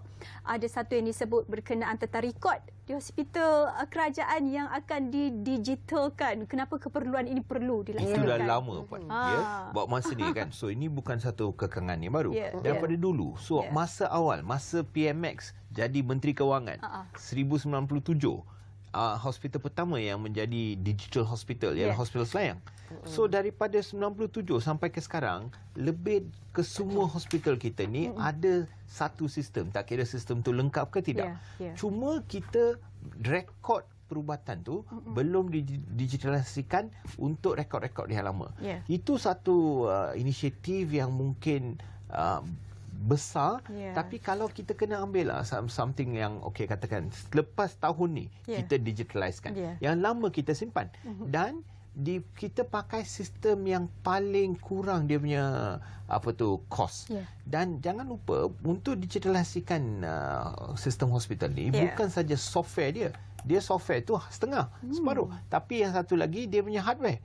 So, walaupun kita boleh anjakkan kita kepada sistem, tapi kalau hardware dekat hospital kita ni, utility dekat hospital ni belum lengkap lagi, macam mana software yang paling canggih pun dia takkan lepas. Sebab sistem tu mungkin 386 Pentium memang tak boleh run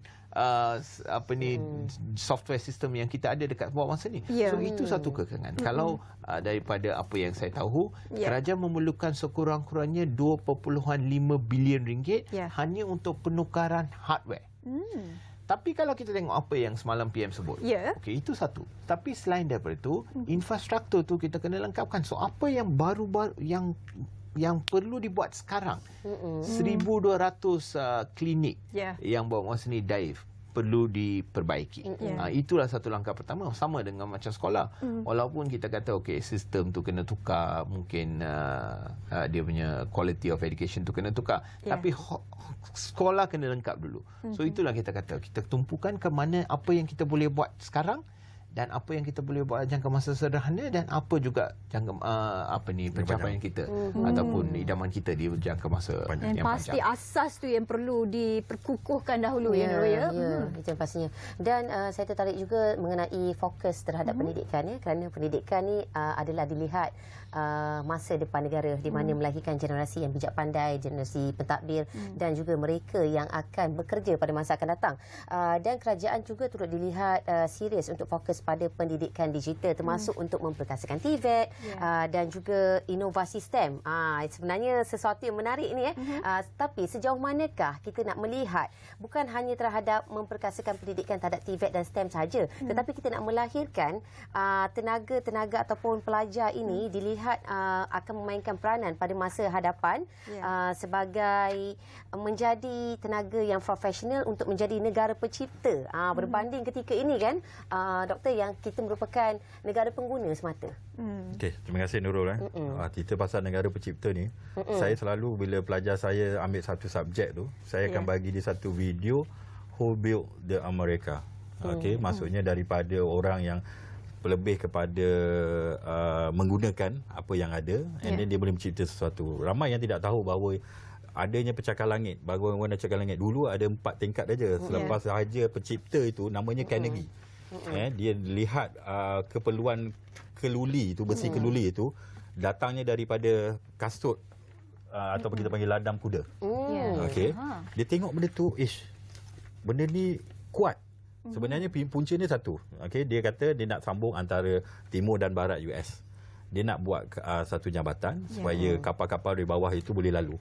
Bila mereka Carnegie itu memikirkan apakah benda yang dia boleh buat supaya ada jambatan yang boleh lalu yang kuat dan kukuh tanpa menggunakan batu dan juga simen sahaja semata-mata. Pada waktu itu tidak ada keluli. Jadi dengan adanya idea itu, dia kata okey, digunakan keluli ini untuk buat jambatan itu dengan adanya keluli dan juga batu dan juga simen untuk tinggikan jambatan itu supaya kapal boleh lalu. Okey, kalau tidak dengan batu-batu kapal tak lepas. Lepas tu dia kata, wah, dah siap. Orang tak berani pula nak pergi. Tak guna jambatan itu sebab dia kata kuat ke jambatan ni? Bayangkan sungai Mississippi itu sangat besar. Lepas tu dia gunakan gajah untuk lalu. Dengan mitos mengatakan gajah kalau lalu orang lain semua akan berani lalu. Sila beri laluan di situ maksudnya gajah tu lalu, dia orang ikut belakang. Kalau gajah tu boleh lepas, takkanlah orang kereta-kereta tak lepas. Okay. Jadi dengan ada inovasi itu, dia pun berterfikir dia guna untuk landasan kereta api. Lepas tu baru dia terfikir pada waktu itu kegawatan. Bila kegawatan pada waktu itu, dia kata ramai tak ada tempat tinggal dan sebagainya. Mana dia orang nak sewa? Jadi dia fikir, dia gunakan keluli itu untuk buat rumah ataupun bangunan pencakar langit. Bayangkan dia punya kekayaan sampai sekarang. Okey, jadi inovasi itu menyebabkan mereka memikir sesuatu benda yang kita rasakan tak penting tetapi akhirnya memberikan nilai yang tinggi. Okey, itu yang saya tertarik dengan apa yang Nurul katakan. Adakah inovasi itu boleh membantu ataupun membantu ataupun menggerakkan negara kita ke arah yang lebih maju? Yes, of course.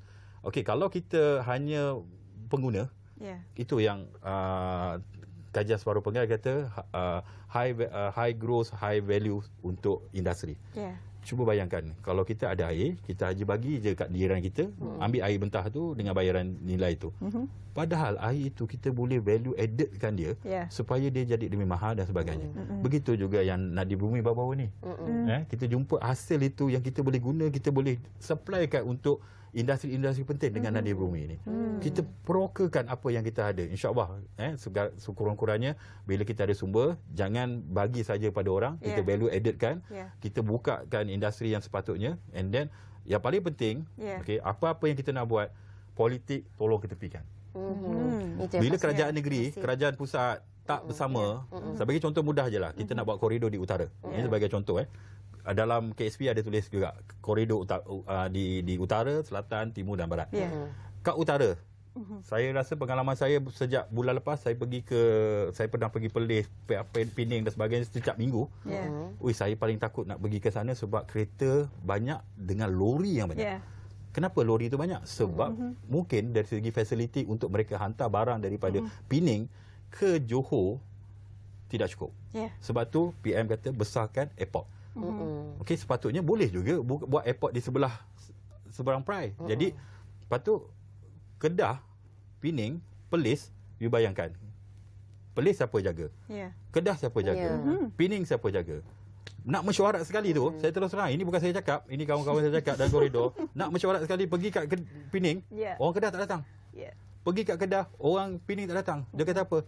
Apa yang dia orang dapat? Tolong ketepikanlah. Ini rakyat. Kalau rakyat berjaya, you all pun lepas tu you nak politik, you politik lah. Yang penting rakyat masing-masing terbela sebab tugas kita kerajaan ialah menjaga kebajikan rakyat. Kalau firma untuk industri, untuk memaksimumkan keuntungan. Kita bukan nak buat profit. Kita buat sedikit profit cukup untuk bagi rakyat selesa. Itu pendapat saya. Saya suka apa yang dipetikkan untuk apa yang Puan Salihah dengan Nurul kata tadi itu tentang inovasi. Saya rasa kita akan dapat banyak lagi inisiatif dan insentif di dalam dasar inovasi sosial yang akan dilancarkan bulan November ini. Dan kalau kita tengok dalam PMX pun dah semalam sebut, dalam RMP ke-12, yang ni bertumpukan kepada belia. Dah ada peruntukan lebih daripada 346 juta untuk mana belia ni akan mendapat penawaran dalam kerja-kerja yang berpendapatan tinggi yang berdasarkan inovasi. So saya rasa itu satu anjakan yang betul. Dan macam Prof kata tu, tak kira lah yang belia tu ada dekat Lembah Kelang ke, ada dekat Kedah ke, ataupun ada dekat Borneo, Sabah Sarawak, peluang mereka yang tu mesti saksama. Dan kalau kita bagi peluang, itu yang satu daripada kekekangan yang PMX sebut awal-awal masa dia buat pembentangan. Ketidakseimbangan di antara pendalaman dengan desa, ketidakseimbangan di antara negeri, ketidakseimbangan di antara Semenanjung Malaysia dengan Sabah Sarawak. Jangan lupa, Sabah Sarawak ni ialah walaupun dia mula dengan low base, tapi penambahan mereka tu lebih ketara daripada Semenanjung. Sebab dia mula daripada low base. Dan you tengok Sarawak, otonomi yang Sarawak sekarang ada tu tak pernah dalam sejarah kita yang 66 tahun ni wujud. So tak kira daripada segi decentralization of power, lebih daripada 50 juta tu dia boleh buat keputusan sendiri, yang dia bagi otonomi dalam bukan saja petrochemical. Dia dah wujudkan ala-ala satu Petronas di Sarawak. Saya rasa apa yang saya baca few days ago tu, kalau dalam 10 tahun lagi dia boleh capai apa yang Petronas dah capai sini. So jangan lupa kita kalau, dan daripada segi politik, walaupun kita kena tepikan politik, tapi macam Prof kata tadi tu, tapi PMX tak bolehlah lupakan politik. The impact of the Sabah Sarawak punya MPs kepada kerajaan perpaduan ni lebih tinggi daripada apa yang mereka di Semenanjung. So jangan kita lupa, kalau kita tak bawa saksama pendekatan ni, akan ada banyak kekekangan ni. Walaupun hakikatnya PMX nak buat, tapi dia tak dapat sambutan yang baik daripada semua orang untuk menjayakan program ni. Mungkin saya tambah sikit pasal inovatif. Okey, saya baru teringat, kadang-kadang kita tengok TV Innovaton yang Kementerian Rafisi lakukan.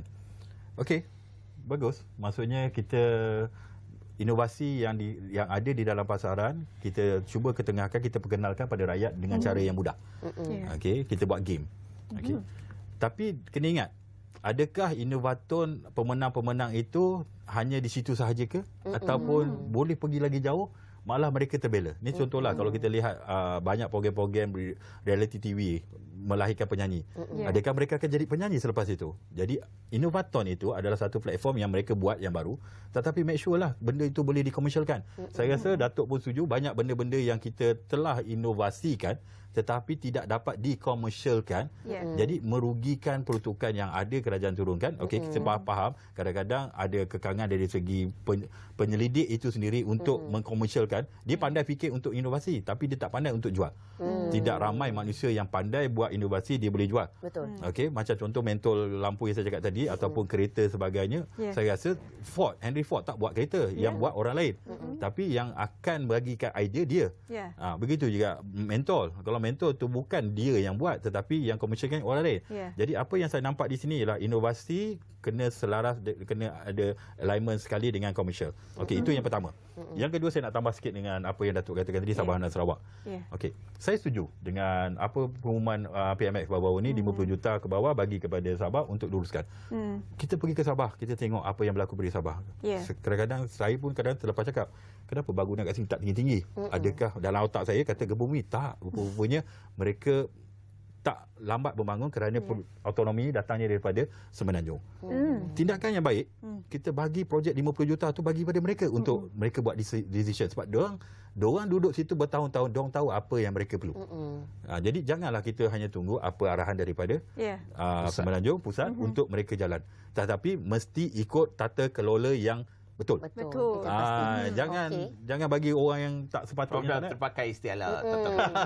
Sebenarnya saya tertarik juga dengan tata kelola di mana Tumpuan Perdana Menteri memberi penekanan dan keutamaan dalam pembaharuan tata kelola yang tertumpu pada perundangan rasuah dan memperkenalkan Akta Tata Kelola dalam sektor awam dan juga pelan integriti yang dilihat bakal diperkenalkan dan sebagai panduan untuk dalam mendepani rasuah. Dan bagaimana pandangan doktor, sejauh manakah doktor melihat keseriusan kerajaan Madani ini dalam memastikan keterusan ini dibawa? Okey, PMX kita tahu dia dah terkenal daripada 1991 sebagai sebagai Menteri Kewangan. Dekat situ dah mulanya peranan dia untuk membenteras rasuah. Okey.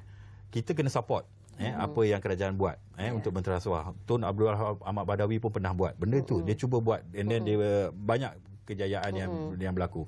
Okey, sekarang kalau kita lihat tak ramai berani untuk buat rasuah sekarang sebab dia takut nanti mereka akan didakwa. Okey, tata kelola kewangan adalah sangat penting kerana kita tak nak duit pertukaran yang turun itu akan membebankan pada kerajaan dan membuat projek yang tidak sama dengan nilai dia yang sepatutnya. Itu yang paling penting. Yang kedua ialah bila ada je tata kelola kewangan yang betul-betul genuine, okey, dan juga tetapi dengan saya ada pengalaman di UKM sebagai satu jawatan untuk buat benda ni. Walaupun kita ada tata kelola yang ada dalam MOF dan sebagainya, make sure benda tu smooth. Tidaklah sampai mengambil masa yang lama sampai orang lain hijack kita punya projek dan sebagainya. Sebenarnya benda tu boleh dipermudahkan, boleh ni supaya ni mudah bila berlaku ketirisan, bila mengenakan proses yang sukar. Orang yang dapat award tu dia akan pindahkan kos itu kepada rakyat. Jadi saya bagi contoh mudah. Saya baru-baru ni saya balik Kelantan, ataupun balik ke Terengganu, saya tanya orang, okey, saya ni kalau bila sampai mana-mana dia orang akan cerita. Seolah-olah saya ni Perdana Menteri ke menteri ke saya pun tak tahu kan. Diberi maklum tapi saya mengambil maklum sebagai ahli ekonomi, saya menganalisiskannya. Betul. Dia kata nak masuk satu tempat untuk yang memang ramai tumpuan orang, tempat pelancongan dan sebagainya, dia nak berniaga. Tapi disebabkan oleh proses yang susah dan sebagainya, akhirnya mereka tak boleh nak masuk sebab dia kata tak berbaloi untuk bayar dengan kadar yang sepatutnya proses dan sebagainya. Why not kita mudahkan? Bila kita mudahkan, ini yang problem. Bila agensi PBT, agensi kerajaan negeri mempunyai undang-undang yang berbeza dengan kerajaan pusat. Dia ada grey area yang kita akan lihat. Bila ada grey area ni, kalau kementerian di pusat boleh bekerjasama dengan PBT dan kerajaan negeri, saya rasa ramai rakyat yang dapat manfaat. Cuba bayangkan, orang yang saya katakan tadi, dia dapat berniaga di kawasan tersebut dengan sewaan RM40 sehari contohnya. Dia kata RM40 itu mahal, dia kata mungkin dulu sepatutnya RM20 je. Contohlah, dia akan jual barang itu dengan harga yang murah dan seronok. Kita dapat rasa. Kalau tak kita rasa pun rakyat akan dapat rasa dengan harga yang murah. Kalau dengan adanya tata kelola yang tidak baik inilah yang menyebabkan kos yang akan meningkat. Kualiti tidak terjaga. Itulah contoh. Itu dia. Tata kelola itu sendiri juga orang kata apa, satu frasa unik yang sebenarnya perlu dihadam oleh seluruh rakyat Malaysia memahami apa yang akan dicapai dalam rancangan Malaysia ke-12 ini. Seperti yang diperkatakan oleh Perdana Menteri kita Datuk Seri Anwar Ibrahim, bukanlah sesuatu yang mudah untuk dilaksanakan semuanya, tetapi pasti dengan Istizam dan juga aspirasi 3 ekonomi madani yang kita pegang, insya-Allah ianya akan dicapai secara total. Jadi kita nak berterima kasih kepada kedua-duanya, memang rancak panas sekali. Rasa macam masa tu tak mencukupi ya. Rasa nak lama lagi. Tak apa, mungkin kita boleh bawakan kepada diskusi pada masa akan datang. Dan apa pun kita akan berhenti rehat seketika kembali selepas ini. Teruskan setia bersama kami.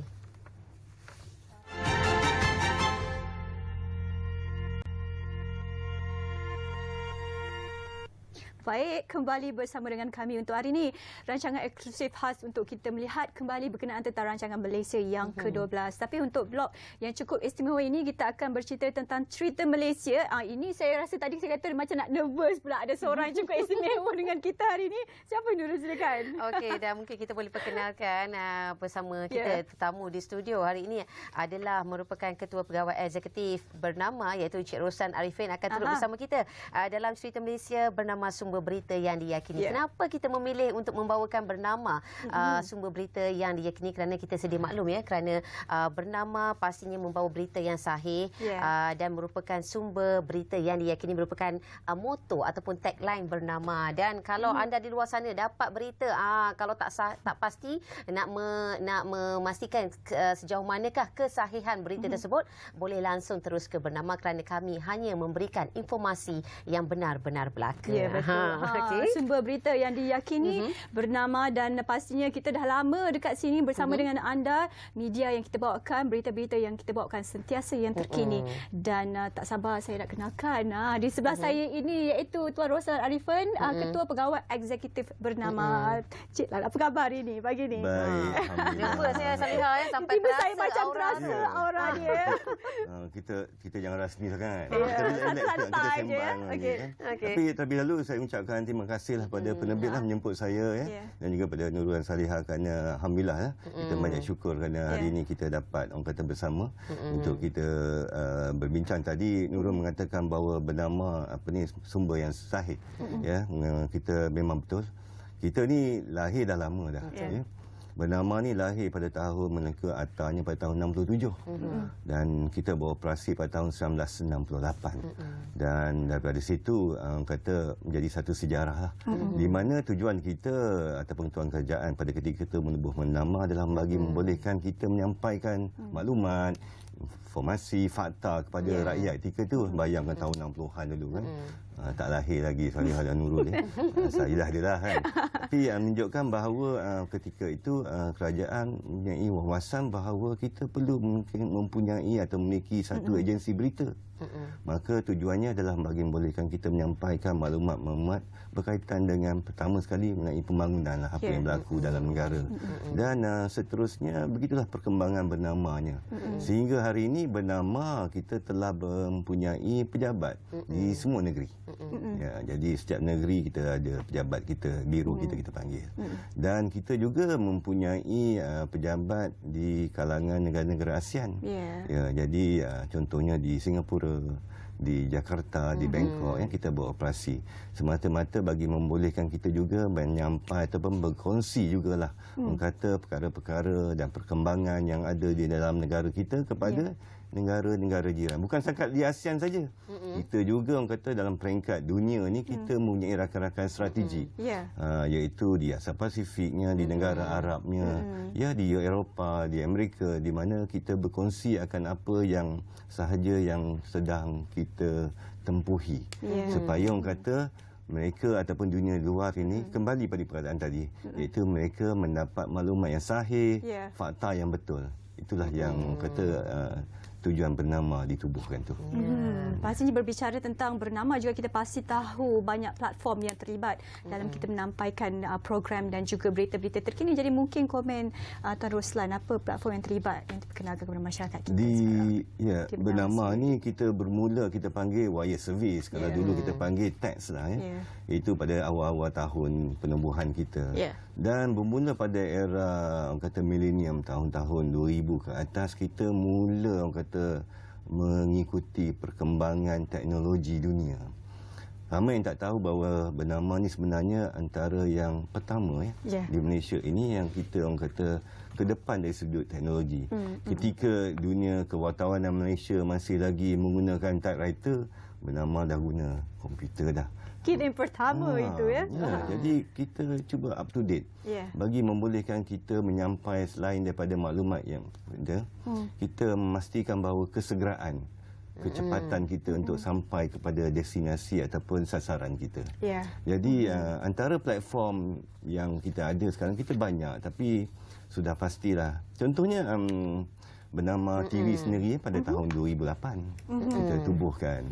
Kita ada radio pada tahun 2006 dan kita juga orang kata masuki era digital pada awal tahun 2000. Jadi kat situ orang kata kita cuba memastikan bahawa penyampaian berita kita adalah orang kata amat baik, ada pada tahap orang kata taraf dunia lah. Jadi insya-Allah kita akan tambah baikkan lagi seperti mana perkembangan sekarang. Sekarang ni dunia media sosial kan. Semua orang dah tengok TikTok contohnya kan. Jadi bernama pun ada TikToknya. Jadi ikutilah bernama ni, segala-galanya kita ada. Okey. Lengkap ya. Okey, dan Cik Ruslan, seperti kita ketahui ya, media merupakan sesuatu yang sangat penting lah untuk penghubung kait, untuk menjadi lidah kerajaan antara rakyat dan juga kerajaan. Dan seluruh dunia pasti mempunyai media yang tersendiri dan Malaysia juga bernama diangkat sebagai agensi media nasional negara ya. Dan mungkin Cik Ruslan boleh kongsikan mengenai peranan bernama sebagai agensi media negara dalam masa yang sama, peranannya mendukung hasrat kerajaan dalam masa yang sama untuk menyampaikan segala hasrat rakyat. Bagaimana bernama memainkan peranannya dalam memberikan informasi yang dilihat seimbang. Itu yang pastinya. Sebab saya dapat lihat ya, antara media-media kadang-kadang kalau kita lihat ada media yang mungkin pro ke sana, pro ke sini, tetapi satu pujian yang kita wajar berikan kepada bernama kerana ianya adalah memberikan hebahan secara yang seimbang. Ada mungkin Cik Ruslan boleh komen mengenainya. Satu soalan yang baik pagi-pagi yang kita bincang. Jadi sebenarnya memang bernama ni kita sebagai agensi berita nasional ya, kita mempunyai peranan, kita kata tanggungjawab kita untuk menyampaikan segala maklumat yang berkaitan dengan orang kata selari dengan kerajaan of the day. Ya. Jadi memang cabarannya begitu kuat sekarang ni. Bagaimanakah kita orang kata dilihat, orang kata seimbang tu bagaimana ya Nurul? Jadi sebenarnya kita di bernama ni kita orang kata alhamdulillah kita punya rekod sejarah yang baik dalam kita menjalankan fungsi kita sebagai agensi berita nasional, iaitu kita juga seperti mana agensi berita dunia yang lain, kita punya tata etika kita. Kita orang kata kita tidak boleh orang kata menjadi satu agensi berita yang berat sebelah. Ada yang banyak berlaku di dunia ini apabila kita melihat agensi melaporkan sesuatu berita itu berdasarkan perspektif mereka. Jadi sebab itulah antara sebab mengapa bernama ditubuhkan adalah memastikan bahawa pelaporan berita kita kepada masyarakat kita, kepada dunia juga berdasarkan perspektif Malaysia itu sendiri. Kan cuba bayangkan kalau orang luar menceritakan Malaysia menerusi perspektif mereka. Bayangkan baru turun KLIA, dia tengok KLIA itu baru keluar ke sampai ke contohnya orang kata ke Sepang itulah Malaysia. Ibaratnya penceritaannya betul tak? Jadi dia anggapkan inilah dia Malaysia. Kalau apa dia nampaknya kiri kanan itu dia Malaysia. Jadi perkara itu sebenarnya tidak benar, tidak betul kan. Sebab itulah kita orang kata nama kita memastikan perkhidmatan berita kita menyeluruh. Kita semua ni orang media. Kita semua ni wartawan kan, penyampai kepada maklumat. Macam mana tugas kita hari ini. Jadi di bernama ni kita cuba untuk menyeimbangkan dalam banyak perkara, dan hari ini yang paling menjadi cabaran kita dunia digital ni. Ini social media ni di mana kita terpaksa orang kata bersaing juga. Kadang ialah menjadi lumrah manusia. Mereka ingin melihat sudut pandangan yang berbeza. Kadang orang suka melihat sudut-sudut orang kata negatif itu. Maka keluarlah cerita-cerita yang orang kata kita tambah yang si tambah lah ni. Kata bendanya kecil kita tambah-tambahkan hingga menyebabkan berlaku kebimbangan kepada masyarakat. Benda yang tidak menakutkan jadi satu yang menggerunkan. Jadi kita cubalah sebaik-baiknya untuk mengimbangkan segala maklumat. Jadi diharapkan masyarakat di luar sana ikutilah Bernama sebagai sumber yang sahih. Kalau dengar apa-apa cerita pun rujuk kepada laman web Bernama yang memang kita wujudkan khas untuk membolehkan rakyat mendapat maklumat yang terkini dan sahih. Itu dia. Dan sebenarnya kan, apa yang Cik Roslan katakan sememangnya tepat. Kerana kita lihat di mana-mana jua kalau kita pergi, tak pasti betul ke? Cuba cek Bernama, begitu sekali kesan dan impaknya berita Bernama kepada masyarakat. Dan apa pun teruskan setia bersama kami. Lebih banyak kupasan yang kita akan bawakan kepada anda selepas ini. Teruskan setia. Kembali.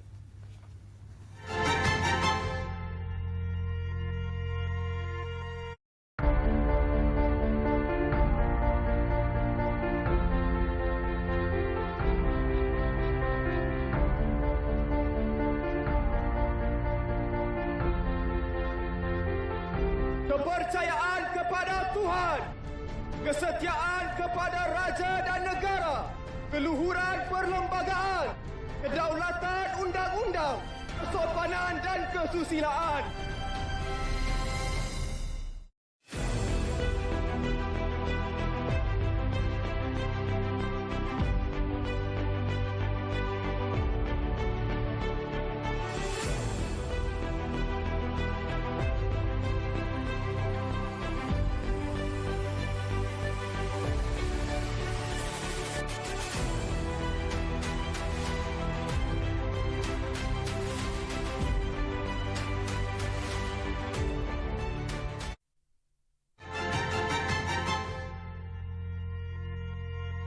Baik, terus kembali bersama dengan kami dan untuk di Cerita Malaysia ini cukup menarik. Tadi kita kupaskan berkenaan tentang bercakap tentang orang media ni balik-balik pusing kita akan berjumpa orang yang sama juga. Tetapi hari ini kita berbicara berkenaan tentang Bernama, sumber berita yang diyakini dan juga sesuatu yang cukup menarik bila bercakap tentang media, keluarga media, kita menyentuh tentang Hawana. Jadi kita nak bertanyakan kepada Tuan Roslan kenapa diwujudkan Hawana ini dan bagaimana ianya memberikan impak lah kepada kita seluruh keluarga media ini, terutamanya di Bernama juga sendiri. Terima kasihlah kerana membangkitkan Hawana sebab ramai yang tak tahu. Hawana tu singkatan bagi Hari Wartawan Nasional. Alhamdulillah lah tahun ni kita ada menyambut Hawana 2023 iaitu edisi yang ketiga Hawana. Kita bermula pada tahun 2018. Edisi pertama, edisi kedua 2022 dan edisi ketiga yang baru kita sambut pada bulan April yang lepas. Tapi sebenarnya untuk di luar sana yang bukan wartawan mungkin merasakan Hari Wartawan Nasional tu tidaklah memberi kesan pada mereka. Tapi pada kita lah, pada saya yang dah orang kata dalam bergelumang dalam industri ini menjadi wartawan lebih pada 33 tahun dah. 33 ya Roslan. Muda lagi. Nampak bermuda. Muda. Jadi sebenarnya saya lihat ketika itu bahawa kita tak ada hari wartawan. Kita ada hari guru, hari polis, hari segala-gala kan. Hari hijau, hari alam sekitar kan. Tapi wartawan yang setiap masa orang kata membuat pelaporan berita, setiap masa ada duduk tepi jalan, tengah jalan semua kita ada kan. Di setiap sidang akhbar dan juga di dalam kalangan pembesar dan pemimpin kita. Kita tak ada hari wartawan. Kan, betul tak? Betul. Jadi saya rasa bahawa kita wujudlah hari wartawan ni. Dan pada masa-masa pun masa kita menghadapi COVID-19 dulu pun orang kata wartawan sebenarnya memainkan apa orang kata as a frontliner juga menyampaikan maklumat ketika ramai yang duduk di rumah. Para wartawan berada di orang kata di setiap pelosok negara untuk kita sampai. Jadi tujuannya kita nak mengiktiraf akan peranannya. InsyaAllah Bernama orang kata akan terus menganjurkan Hawana ni. Bagi kita sebenarnya Hawana ni banyak dia punya objektif matlamat je. Malahan kita juga nak memastikan karier wartawan ni ditingkatkan. kadang wartawan ni pun jadi musuh orang juga kan, tanpa sebab juga. Jadi kita nak mendidik masyarakat mengenali kita. Malahan daripada Hawana tu lahir lagi satu pula. Kita lahir program kasih di Hawana. Apa nama kasih di Hawana ni? Sebab para wartawan macam juga manusia biasa, macam orang lain juga. Kita pun kadang menghadapi masalah hidup. Kita pun kadang uzur, sakit, demam. Kadang ada di kalangan sahabat-sahabat saya yang tidak lagi mampu untuk orang kata meneruskan karier. Ada yang juga orang kata bedridden, mendapat rawatan di hospital dan segalanya. Maka kita wujudkan kasih di Hawana supaya kita family ataupun keluarga wartawan ni dapat membantu kebajikan para wartawan. Dan kita dapat saksikan Hari Wartawan Malaysia ataupun lebih dikenali Hawana yang telah pun dilahirkan oleh bernama sendiri, telah pun memasuki kali ketiga dilihat sebagai menghimpunkan keluarga wartawan, menjadikan ini sebagai sebuah keluarga. Okey, dan media bebas tunjang demokrasi itu tema yang dibawa pada Hawana yang berlangsung di Ipoh baru-baru ini dalam forum Hawana, dan kita nak tanya juga kepada Tuan Roslan, bagaimana pula pandangan Tuan Roslan sebenarnya daripada sudut kebebasan media di Malaysia ketika ini? Itu soalan yang sering ditanya. Orang semua kata wartawan tak bebas lah, media kita tak bebas lah. Apa yang bebasnya? Sebenarnya memanglah tiada kebebasan mutlak. Dalam hidup kita ni bebas kan, tetapi kebebasan kita ini pun ada hadnya. Kita orang kata dipandu oleh peraturan dan undang-undang. Begitulah wartawan. Hanya saya bercakap dari sudut wartawan yang terlatih. Iaitu kami wartawan terlatih, kami masuk dalam karier ini, kami dilatih dalam konteks mematuhi peraturan undang-undang negara Peraturan dan undang-undang negara dibuat bagi memastikan keamanan dan keselamatan negara. Maka tak ada salahnya kita ikut. Yang kedua juga, kami juga telah dibentuk melalui etika kewartawanan. Malahan dulu ada istilah dipanggil budaya kuning apa semua ni, iaitu kita kadang wartawan yang kata menulis atas sebab-sebab kepentingan diri, sebab-sebab dibayar, diupah. Itu kita tidak menerima semua perkara-perkara yang sebegini. Jadi apa yang saya katakan bahawa di Malaysia ini memang kebebasan media dialu-alukan. Malahan YBM Menteri KKD, YB Fahmi juga orang kata dalam apabila menjadi menteri telah menyatakan bahawa akan sokongan dia supaya media-media di Malaysia ini menjalankan tugas dan tanggungjawabnya secara bebas tapi berlaku adil. Maksudnya tulislah apa yang benar. Macam mana kita tadi yang kita pembukaan kita tadi, kita menulis berdasarkan perkara-perkara yang benar, perkara-perkara yang berdasarkan fakta. Jadi kita janganlah menjadi batu api. Orang kata hingga menimbulkan kebencian, menimbulkan rasa marah di kalangan rakyat, menakut-nakutkan kerajaan rakyat pada satu benda yang orang kata yang tak betul. Jadi apa yang saya kata kat sini memang tak ada masalah untuk kita menulis. Yang pasti jangan sentuh mengenai 3R kerana kita merupakan lidah terhadap kerajaan dan juga suara jambatan terhadap rakyat dan juga kerajaan. Harusnya kita lebih sensitif dalam menanganinya.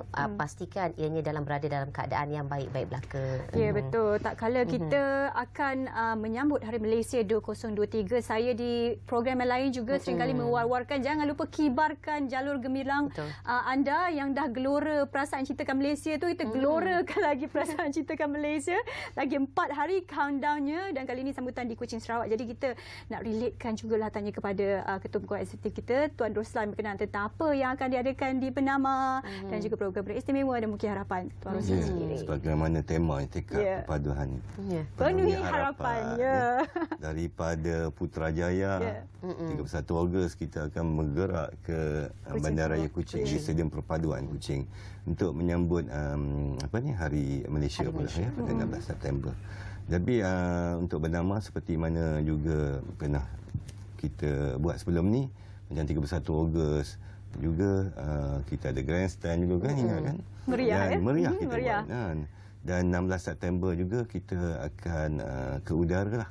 Yang paling penting kita bawalah apa yang berlaku di Stadium Perpaduan tu dalam saluran Bernama TV. Jadi kita akan ada bawa orang kata melihat akan sambutan di sana supaya kita sama-sama dapat menikmati akan dan orang kata menghayati akan makna perpaduan, sebab kita ni selain Semenanjung kita juga kena meraihkan Sabah dan Sarawak sebagai pembentukan Malaysia.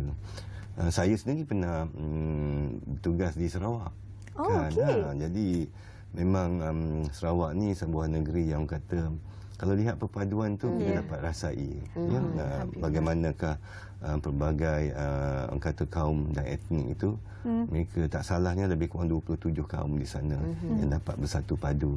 Jadi Bernama TV, Bernama khususnya kita akan membawa berbagai pelaporan yang berkaitan dengan sambutan Hari Malaysia supaya kita sama-sama dapat berbangga sebagai rakyat Malaysia. Kibarkan jalur gemilang. Okey, dan mungkin di kesempatan masa yang ada ni Cik Ruslan boleh kongsikan kepada kami bagaimana Bernama dilihat memberikan satu strategi baru dalam memperkukuhkan lagi jenama Bernama di kalangan masyarakat. Kebanyakannya Tuan Ruslan, masyarakat dah tahu pun Bernama ni, cuma mungkin dianya sebagai media yang orang kata apa, macam underdog.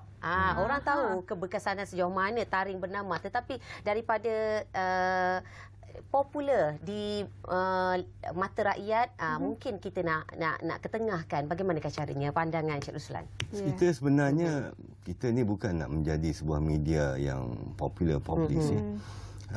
Kita tahu bahawa rakyat Malaysia bila sebut saja nama Bernama, orang kenal kita. Yang penting orang kenal kita. Dan kita tak perlu menjadi popular dengan semata-mata mengeluarkan berita-berita sensasi. Kita tak perlu. Itu bukan kerja kita. Jadi Bernama seperti mana juga orang kata dalam memainkan peranan, dan tentulah kita nak mengukuhkan orang kata jenama kita di kalangan rakyat. Itu yang penting. Kita tak perlu membuat orang kata perkara-perkara yang orang kata yang pelik-pelik pelik-pelik tak payah. kita mempunyai kekuatan kita sendiri, insya-Allah. Tapi dalam konteks sekarang kita perlu mempunyai satu perancangan yang baik. Tadi Nurul tanya. Pertama sekali kita ada satu perancangan jangka panjang. Bagaimana kita nak mengukuhkan diri kita, orang kata bagaimana kita nak menempatkan diri kita di dalam hati dan jiwa rakyat Malaysia. Itu penting sekali. Dengan mengeluarkan berita-berita yang kata yang boleh orang kata mereka ikuti dan mereka memahami akan apa sahaja perkara yang sedang berlaku di Malaysia. Jadi contohnya sekarang ni telefon. Semua orang dah tak baca surat khabar, dah kurang dah surat khabar ni yang cetak. Jadi kita menggunakan telefon ni juga untuk menyampaikan terkini kita. Bernama TV pun kita tengok dalam telefon dah. Jadi berita-berita juga kita boleh ikuti. Jadi maksudnya kita mengikuti perkembangan, kita ikuti dunia-dunia teknologi. Itulah kita akan memperkukuhkan diri kita dalam digital. Kita akan mengukuhkan diri kita dalam dunia secara kata penyampaian melalui media sosial. Dan banyak lagi lah perancangannya, tapi sikit banyak itulah dia. Mungkin tadi salah satu perancangannya kita pergi jelajah tua ke, mungkin juga. Dan tagline kita pegang pun sumber berita yang diyakini saluran 502. Saya ingatkan kepada anda supaya anda ingat sentiasa untuk menonton kami di Bernama TV, Nurul. Ya, itu dia. InsyaAllah kita bawa Nurul dengan Salah. Jangan kata tua kita. Tua Cik Lan, saya akan ingat tu Cik Lan. InsyaAllah kita bawa. Cik Lan jangan janji yang bukan Cik Lan. Tidak, janji ditepati. Okey. Janji ditepati. Itu yang pastinya.